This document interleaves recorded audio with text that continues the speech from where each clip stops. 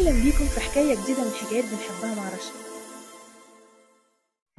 في حياتنا ساعات بنقابل لحظة صغيرة، نظرة، كلمة، أو حتى صدفة ترجعنا لزمن كنا فاكرينه خلص. النهاردة قصتنا عن حب قديم انتهى، لكنه رجع من جديد بلحظة عبرة في القطر، لحظة خلت القلب يفتكر من تاني. محطات القطر، ساعات الحياة بترتب لنا لقاءات كنا فاكرينها خلصت من زمان. هي كانت قاعدة قدام الشباك وماسكة كتاب صغير، مشغولة بصفحات الماضي اللي بتشبهها، وهو كان واقف على الرصيف مستني القطر يتحرك. ولما عينه وقعت عليها قلبه دق زي زمان.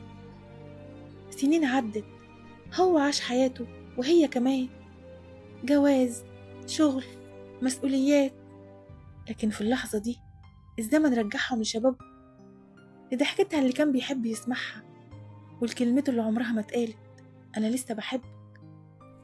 هو قعد قصادها والسكوت ما بينهم كان أبلغ من الكلام. كل واحد فيهم شاف الذكريات بتجري قدامه زي فيلم قديم، أول مرة اتقابلوا، أول كلمة، وأول مرة اختلفوا وافترقوا. العيون كانت بتتكلم من غير صوت، ابتسامة صغيرة رجعت 100 حكاية. لكن زي ما القطر ليه محطة بداية، ليه كمان محطة نهاية. الرحلة خلصت، هو نزل من باب وهي من باب تاني. مفيش وعود، مفيش تليفونات، بس في قلب كل واحد فيهم كان فيه سلام. السلام اللي ما بينهم عمره ما كان غلطة. سلام إن في وقت من حياتنا كان الحب هو أجمل محطة.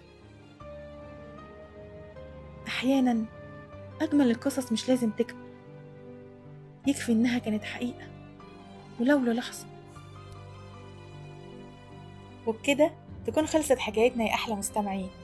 لو عجبتكم الحكاية ما تنسوش تعملوا لايك وتشتركوا في القناة وتفعلوا زر الجرس علشان توصل لكم كل حكاياتنا.